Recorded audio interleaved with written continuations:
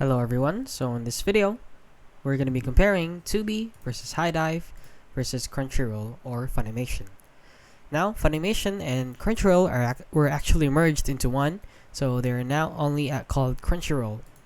So if you don't know what these three are, Tubi is a free streaming platform with ads and has a limited anime library. And Hidive is a niche anime service with exclusive and sub-dub options, while Crunchyroll is the leading anime platform with the largest subbed anime catalog. Now let's go over their pros and cons, starting with Tubi here.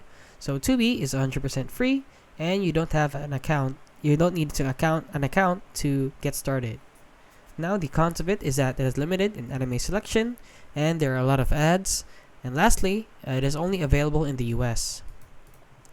Now let's go over to Hidive. So the pros of Hidive is that it has a unique anime catalog. It features lesser-known titles, and It has simulcasts and dubs, and a lot more. However, the cons of it is that it has a smaller library also, and you also need to pay a premium or a paid subscription to acquire and get access to it. Now let's go over to Crunchyroll here, and lastly, the pros and cons of Crunchyroll is that it has a huge anime library. Almost all the anime is right here, and it has fast simulcasts, and it has a great sub and dub language and more diverse sub-dub language.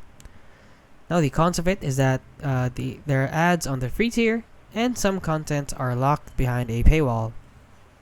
So which one is right for you? So you should choose Tubi for the best free casual viewing, and go for Hidive for the best rare exclusive anime fans if you're one of them, and go with Crunchyroll for the best overall serious anime watchers.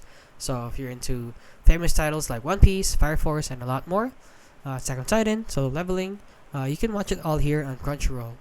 And that is basically it. So if you found this video helpful, please consider liking and subscribing.